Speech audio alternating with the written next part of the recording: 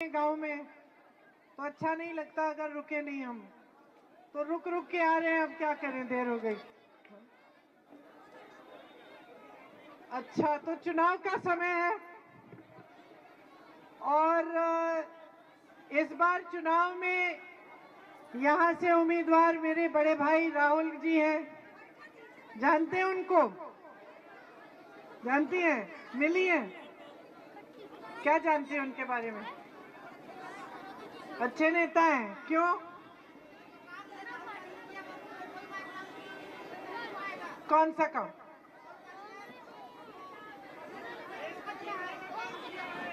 देश जोड़ने का काम किया।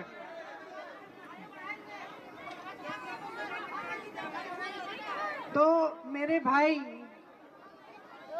राहुल जी ने शायद इस देश में अकेले नेता होंगे जिन्होंने 4000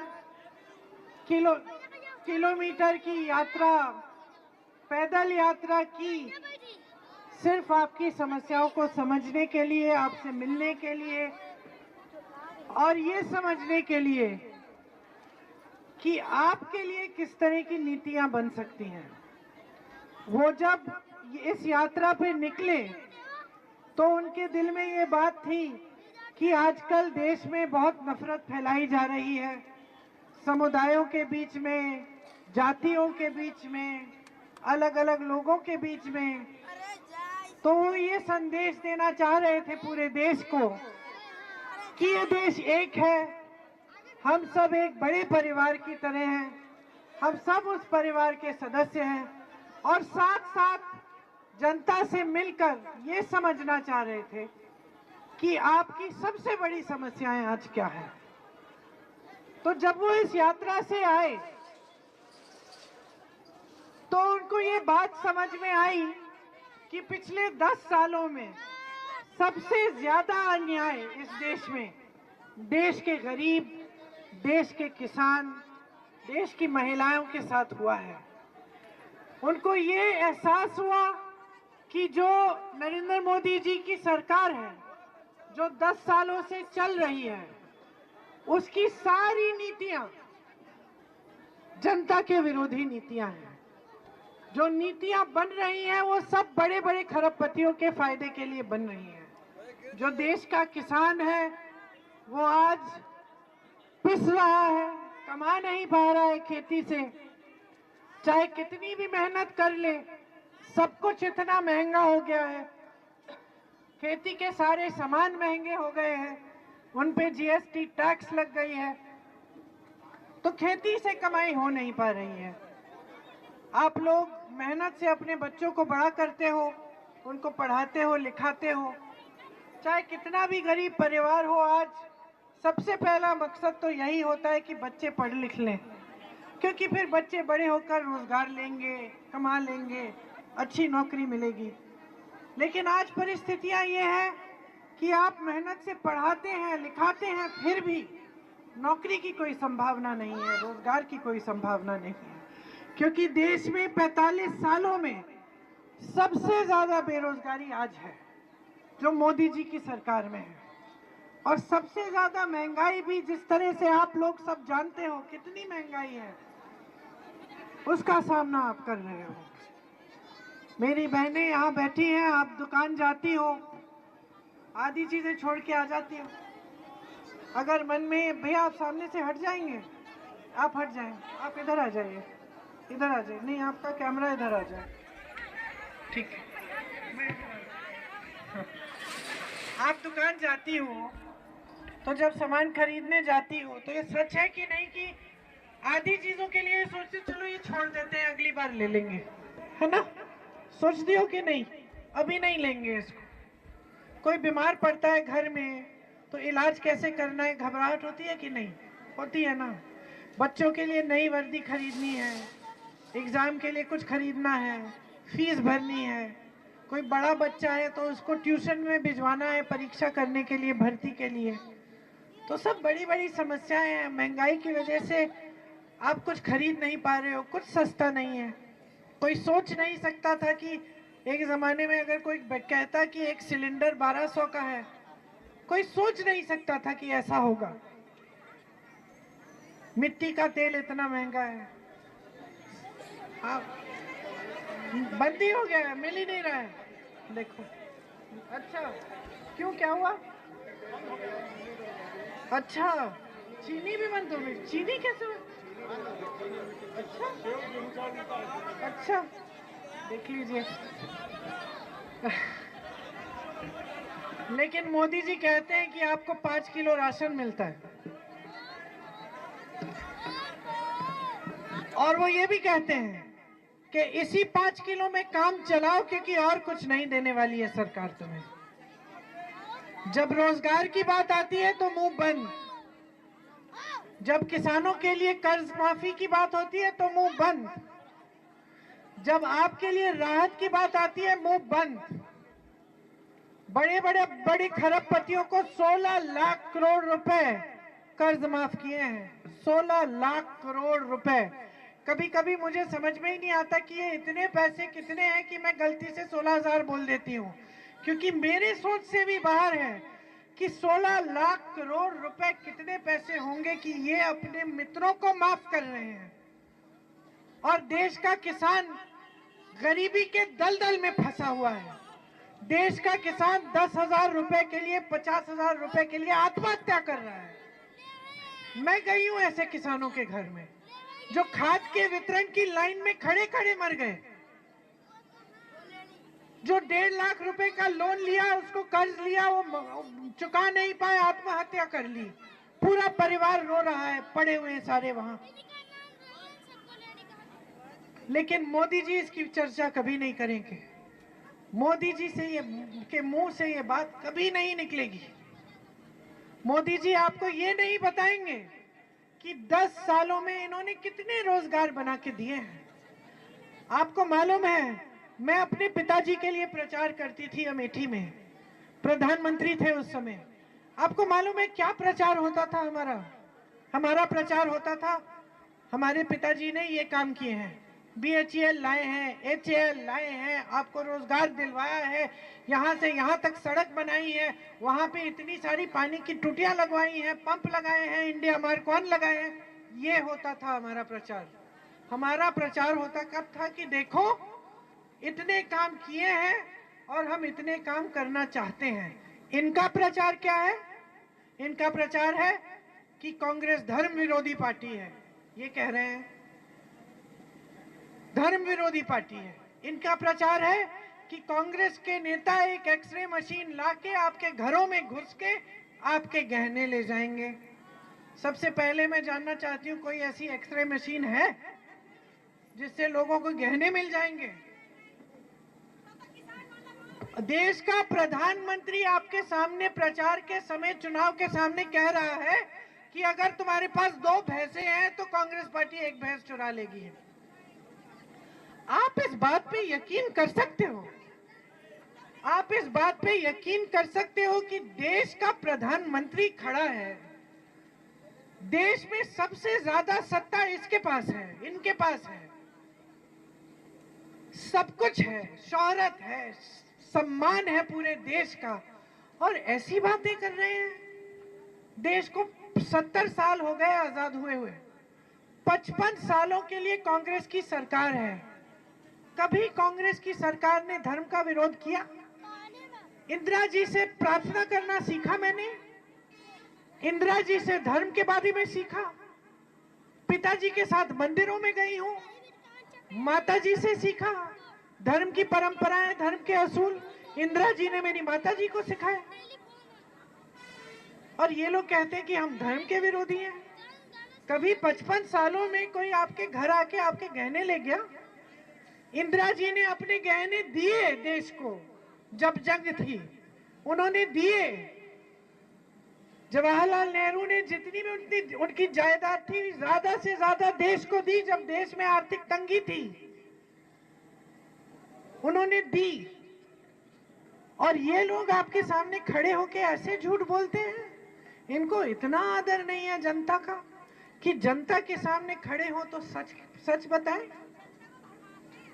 आज परिस्थिति इस तरह से बन गई है, बहन आप बोल रही हो वो वाली पीछे वाली आप बोल रही हो ना बहन, आपके घर में आते हैं। अमेठी में पिछले चुनाव में घरों में गई उम्मीदवार, दुरदुरिया कराया सबको, और उसके बाद शपथ दिलवाया कि भगवान के नाम से शपथ लो कि भाजपा में वोट डालोगे। तो किसके नाम पे वोट ले रहे हैं? भगवान के नाम पे, धर्म के नाम पे, और काम नहीं करना। देखिए भगवान क्या चाहते हैं जनता से, क्या सिखाया है हमारे धर्म ने शुरू से, हमारी धार्मिक परंपरा क्या रही है? अच्छे दिली, अच्छे के लिए अच्छा दिल होना चाहिए, सच्चाई बोलनी चाहिए, सत्य की परंपरा है। हम भगवान राम को क्यों पूजते हैं? भगवान राम जब रावण से लड़े तो सत्ता थी उनके पास, सत्ता को तो नहीं पूजते हम, सत्ता तो रावण के पास थी। बड़े बड़े सोने के रथ किसके पास थे? रावण के पास थे, भगवान राम के पास नहीं थे। भगवान राम वनवास में थे, भगवान राम तो छोटी सी कुटिया में रह रहे थे वनवास में। लेकिन हमारी श्रद्धा किसके साथ है? भगवान राम के साथ है, क्योंकि भगवान राम सत्य की लड़ाई लड़े हैं। क्योंकि भगवान राम किसी से भी मिलते थे, बड़ा आदमी हो, छोटा आदमी हो, गरीब हो, अमीर हो, भगवान राम श्रद्धा से मिलते थे, प्रेम से मिलते थे। इसीलिए हम भगवान राम को पूजते हैं, क्योंकि उनके दिल में सच्चाई थी। तो भगवान राम क्या चाहेंगे आज की देश की जनता से? क्या भगवान राम ये चाहेंगे कि झूठ बोलने वाले उनके नाम से आपका वोट ले, कि भगवान राम ये चाहेंगे कि आप जागरूक बनो, आप सच्चाई को समझो कि सत्य क्या है, आपको दिखाया क्या जा रहा है लेकिन असलियत क्या है, और उसके आधार पर, अपनी सच्चाई के आधार पर आप वोट दो। अब उतना तो आप कह रही हैं मैं क्या कहूं? तो वही कह रही हैं आप जो मैं कह रही हूँ कि देखो इतने बड़े नेता बन गए, पूरे देश में ये प्रचार करते हैं भाजपा के नेता कि मोदी जी जैसे कोई नेता इस देश में कभी हुए नहीं है। वो कहते हैं कि मोदी जी दुनिया के सबसे बड़े नेता हैं और दुनिया के जितने भी प्रधानमंत्री और बड़े बड़े नेता हैं वो मोदी जी की ओर दिशा निर्देश के लिए देख रहे हैं। कहते हैं कि नहीं? अब दीदी सुनो, मैं कह रही हूं कि अगर मोदी जी इतने बड़े नेता हैं, इतनी सत्ता है उनके पास, सब उनसे डरते हैं, कोई उनके सामने बोलने की हिम्मत ही नहीं रखता है, उनके पास इतनी सत्ता है, इतने साधन हैं, तो आज तक देश की बेरोजगारी को खत्म करने के लिए इन्होंने कुछ काम क्यों नहीं किया? कर सकते हैं, क्यों नहीं किया? किसानों का कर्ज माफ क्यों नहीं किया? बेरोजगारी को खत्म क्यों नहीं किया? महंगाई को कम क्यों नहीं किया? आज ये परिस्थिति क्यों है कि आपको मिट्टी की तेल नहीं मिल रही है, कि आपको चीनी नहीं मिल रही है? यही परिस्थिति क्यों बनी है इस देश में? अगर इस देश की अर्थव्यवस्था इतनी तेजी से आगे बढ़ रही है जितना ये टीवी वाले आपको दिखाते हैं, तो आपका जीवन खाई में क्यों है? देश की जनता तो आप ही है ना? तो अगर देश इतना फूल रहा है, फल रहा है, देश की अर्थव्यवस्था इतनी आगे बढ़ गई है, तो आपके जीवन में परिवर्तन क्यों नहीं आया है? तो भाजपा पार्टी जो है आज दुनिया की सबसे अमीर पार्टी बन गई है, दुनिया की सबसे अमीर पार्टी। हमारे और समाजवादी वाले जो नेता हैं, जो कार्यकर्ता हैं, इनसे पूछो, मुफ्त में काम करते हैं। मैं उनको बोलती हूँ जाओ काम करो, गांव में जाओ, ये वो पैसे थोड़ी मिलते हैं उनको, वेतन पे नहीं काम करते, मुफ्त में करते हैं, सेवा का काम करते हैं। भाजपा के जो है उनके बड़े बड़े ऑफिस बना दिए इन्होंने, सबको कुछ ना कुछ पैसा मिल रहा है। कैसे हुआ ये?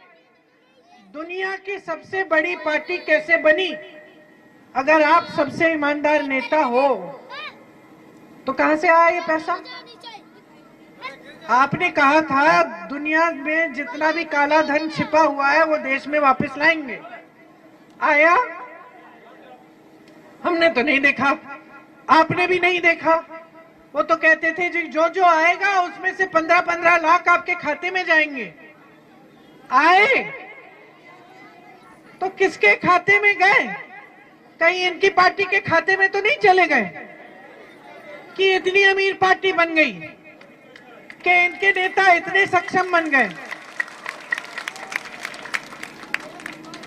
ये कहते हैं हम देश के सबसे ईमानदार नेता हैं, भ्रष्टाचार के खिलाफ अकेले लड़ रहे हैं, इसलिए ये सारी पार्टी इकट्ठी हो गई हैं।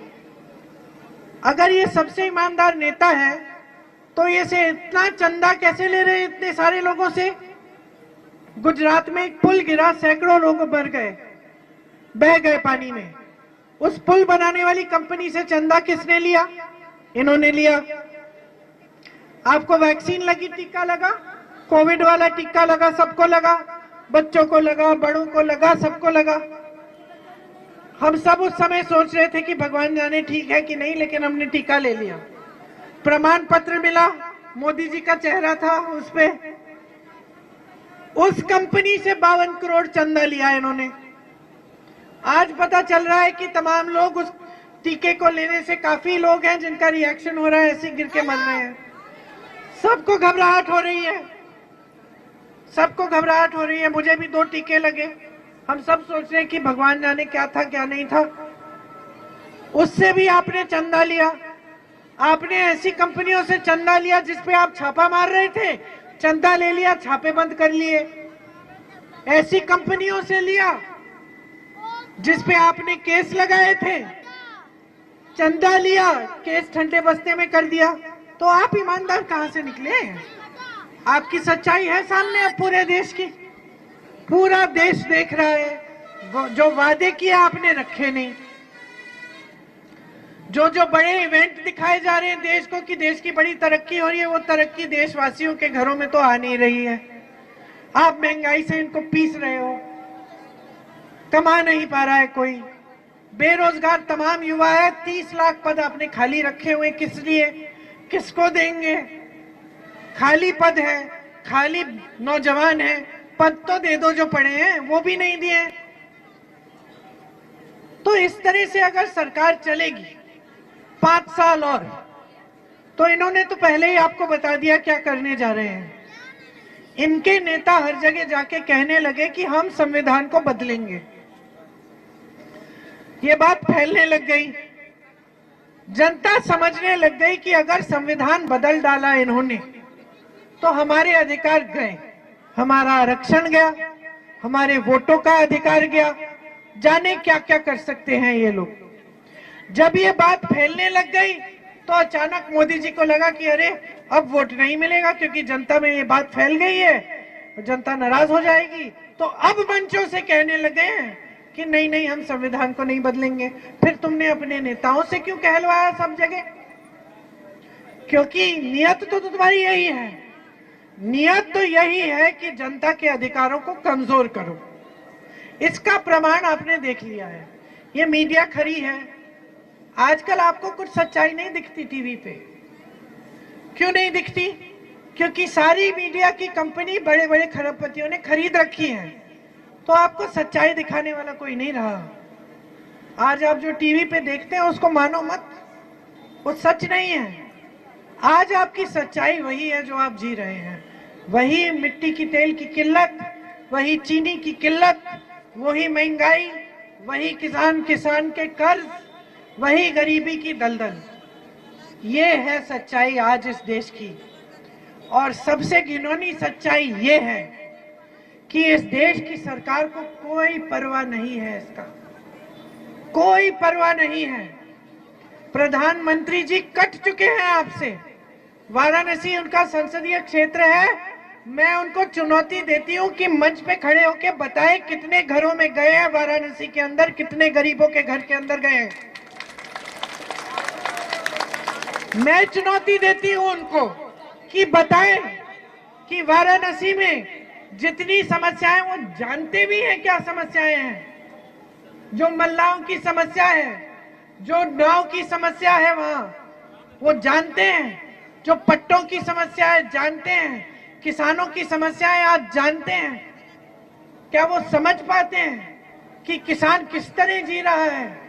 हर चीज के लिए, बेटी की शादी करनी है कर्ज लेना पड़ता है, बच्चे को शिक्षा दिलवानी है कर्ज लेना पड़ता है, कर्ज चुकाया नहीं जाता है, खाद नहीं मिलती, वितरण केंद्र बंद है सरकारी, प्राइवेट में जाना पड़ता है, प्राइवेट में खाद नहीं मिलती, लंबी लंबी लाइन में खड़ा होना पड़ता है। क्या प्रधानमंत्री को बताने वाला कोई है भी? सारे सलाहकार डरपोक हैं, डरते हैं उनसे, चमचों से इर्द गिर्द भरे हुए हैं। चमचा तो वही बताता है जो सुनना चाहता है नेता। कट गए हैं एकदम आपसे। और इसका सबूत क्या है? आप जब टीवी पे प्रधानमंत्री को देखते हैं तो आपने कितनी बार देखा है कि कोई गरीब उनके पास आ रहा है, कि आपके बीच आ रहे हैं?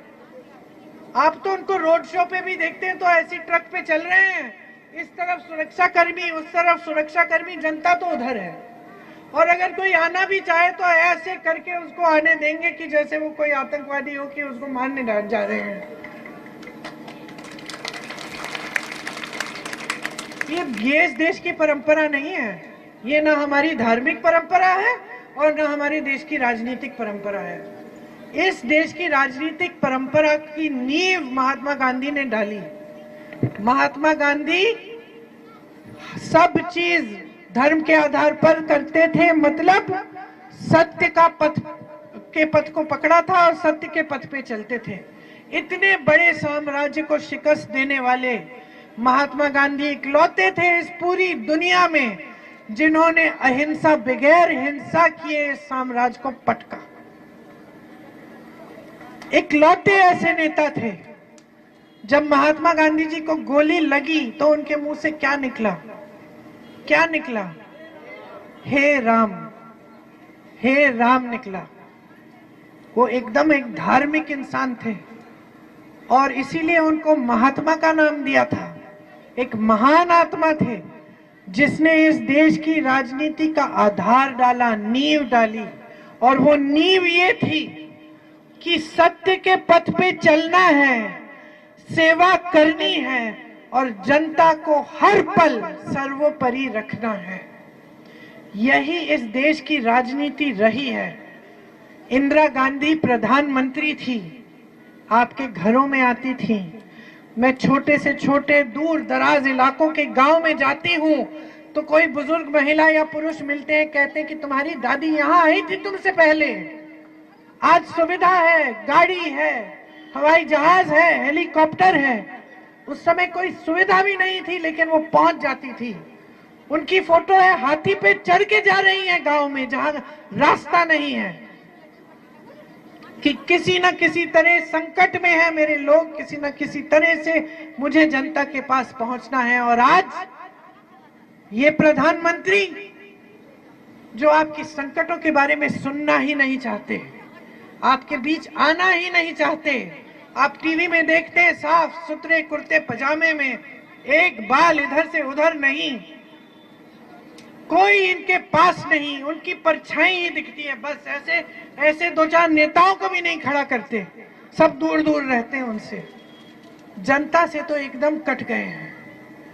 सच्चाई ये है कि अगर आज आप बदलाव नहीं लाओगे देश में तो ये देश जिस खाई में जा रहा है उससे निकलेगा नहीं।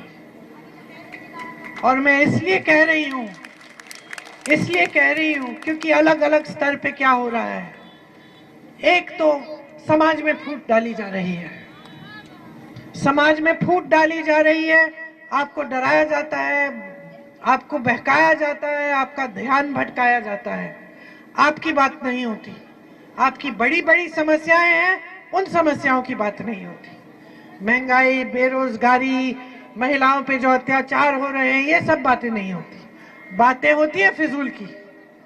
धर्म के नाम पे वोट लिया जा रहा है। सारे नेताओं की आदत बिगड़ गई है। सुन लीजिए, बच्चों की आदत आप ठीक कर लेती हैं। बच्चा गलत करता है, झूठ बोलता है, टोक देती हैं, थप्पड़ भी मार लेती है, कभी कभी डांटती है ना। नेताओं की आदत क्यों बिगड़ने दे रही हैं? नेता समझ गया है चुनाव के समय में आऊंगा, धर्म की बात करूंगा, जनता के जज्बातों को उभारूंगा, वोट मिल जाएगा, मैं खुश, जनता जाए अपने घर और मुझे काम करने की कोई जरूरत नहीं है। एक जमाने में आप इंदिरा जी की जवाबदेही लेते थे, राजीव गांधी जी आते थे, प्रधानमंत्री थे, आते थे, महिलाएं उनसे पूछती थी, अच्छा भैया आपने कहा था कि यहाँ पे आप नलका लगवाएंगे, ये नलका नहीं लगा है, ध्यान से सुन लो भैया, प्यार बहुत करते हैं तुमसे लेकिन तुम्हें वोट नहीं देंगे, तुम नलका नहीं लगाओगे। ये थी हमारी राजनीतिक परंपरा। और प्रधानमंत्री श्रद्धापूर्वक जनता की बात सुनते थे, उनकी डांट सुनते थे और कहते थे हाँ हम कर लेंगे, ये आपके 6 महीनों में हम करके दिखाएंगे, क्योंकि जवाबदेही थी।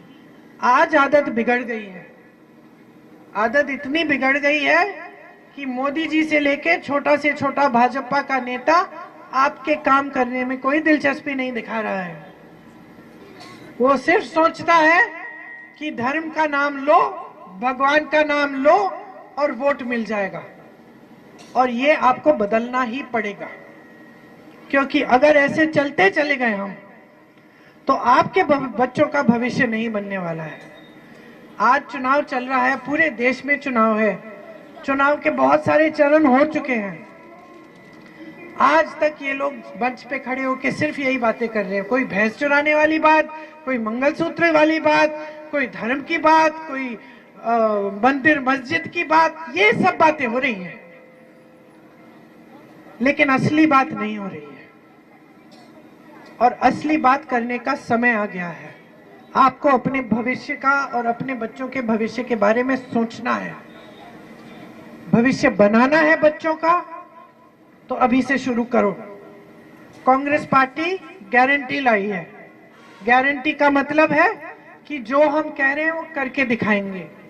अगर आप सोचते हैं कि हाँ ये सारे नेता एक जैसे हैं, ये भी आके कह रही है, देखेंगे करेगी कि नहीं, तो आप कांग्रेस के प्रदेशों में देखो, कर्नाटका, तेलंगाना और हिमाचल प्रदेश में कांग्रेस की सरकार है। उससे पहले राजस्थान और छत्तीसगढ़ में भी थी। मैं आपको बताती हूँ और आप जानकारी कर लो, आप पता कर लो, कोई आपका रिश्तेदार या किसी जान पहचान का इन प्रदेशों में रह रहा है तो पूछो कि ये आवारा पशु की समस्या थी छत्तीसगढ़ में, कांग्रेस पार्टी ने इसको कैसे सुलझाया। गौशालाओं को इतना मजबूत कर दिया कि मेरी बहनें, वहां की बहनों को रोजगार मिल रहा था, गौशाला में 60-70 हजार रुपए कमा रही थी, सारी सुविधाएं थी, गोबर खरीदा जा रहा था। तो जब गोबर खरीदा जा रहा था तो लोग आवारा पशु को रख रहे थे, देखभाल कर रहे थे, क्योंकि गोबर बिक रहा है, आमदनी मिल रही है, तो हम देखभाल कर ही लेते हैं। तो ये समस्या ही खत्म हो गई। यहाँ की गौशाला देखो, न चारा है, न पानी है, धूप में पड़े हुए हैं जानवर, न खाने को मिल रहा है, न पीने को मिल रहा है। आप धर्म की बात कर रहे हैं, आप गौ माता की बात कर रहे हैं, चुनाव के समय करेंगे और बाकी समय गौ माता पड़ी रहे धूप में, बगैर पानी के, बगैर खाने की। तो ये स्थिति है, तो आपको समझना पड़ेगा। कांग्रेस की जो गारंटी है उसमें महिलाओं के लिए सुन लीजिए, और बहुत भी है, ये पर्चा है आपके पास, इस पे भी लिखा है। मैं कह रही थी कि जहां जहां सरकार है वहां हमने पूरा किया है। कर्नाटका और तेलंगाना में जो गरीब परिवार हैं उसमें जो सबसे बड़ी महिला है उसके खाते में 2-2 हजार रुपए डाले जा रहे हैं आज के दिन। कर्नाटका में तो महिलाएं इतनी खुश हैं, मुझे इतनी खुशी होती है ये बात बताते हुए। सब जगह बस की यात्रा मुफ्त की है, तीर्थ यात्रा पे जा रही हैं, दूर दूर मंदिरों में जा रही हैं, मायके में जा रही हैं, अपने रिश्तेदारों से मिलने जा रही है, एकदम मुफ्त। ये कांग्रेस की सरकार कर रही है। यहाँ राजस्थान में कांग्रेस की सरकार 25 लाख का इलाज मुफ्त करा रही थी। हार्ट पेशेंट मिले मुझे, पूरी सर्जरी मुफ्त हुई, लाखों की थी। 25 लाख रुपए तक स्वास्थ्य का बीमा मिल रहा था, सारा इलाज मुफ्त था। ये सारे काम हो रहे हैं और हो रहे थे कांग्रेस की सरकारों में। आज हम जो गारंटी लाए हैं उसमें हम कह रहे हैं देश भर में गरीब परिवार की जो सबसे बड़ी महिला है उसके खाते में हम 1 लाख रुपए सालाना डालेंगे। ये बनता है हर महीने 8,500 रुपए। तो हर महीने 8,500 रुपए आपके खाते में जाएंगे ताकि आप बचत कर पाए, आप अपने परिवार के लिए कुछ कर पाए। आशा, आंगनवाड़ी और जो मिड डे मील वाली महिलाएं हैं उनका जो मानदेय है उसको बढ़ाया जाएगा, जो केंद्र का उसमें श्रेय है वो दुगना किया जाएगा। महिलाओं के लिए 50% सरकारी जो नौकरियां हैं वो महिलाओं को दी जाएंगी। नौजवानों के लिए जो स्नातक पास बच्चे हैं उनके लिए एक अप्रेंटिसशिप का प्रोग्राम आएगा, ताकि जब तक आपको स्थायी रोजगार नहीं मिले तब तक आपको ऐसा रोजगार मिलेगा जिसमें आप सीख पाए कुछ, और साथ साथ आपको 1 लाख रुपए सालाना आपकी आमदनी हो जाएगी। इसके अलावा 5,000 करोड़ रुपए का फंड बनेगा, सरकार बनाएगी, जिससे अगर जो नौजवान अपना कारोबार खोलना चाहे या अपना छोटा बिजनेस बनाना चाहे उसकी सुविधा हो जाएगी, उसको उस फंड से पैसे मिलेंगे। ये जो पेपर लीक की समस्या है इसको खत्म करने के लिए एक सख्त कानून लाएंगे और एक पूरा जॉब का कैलेंडर बनेगा कि कब पेपर होगा, कब रिजल्ट आएगा, कब नियुक्ति होगी। उससे इधर उधर कोई अधिकारी करने की कोशिश करेगा तो उस पर सख्त कार्रवाई होगी। पूरे देश में श्रमिकों का शोषण होता है, ठेकेदार ठीक वेतन नहीं देते। हम कह रहे हैं कि श्रमिकों के लिए एक न्यूनतम 400 रुपए प्रतिदिन का वेतन मिलना ही पड़ेगा। ये कानून बनेगा, ये आपका अधिकार बनेगा।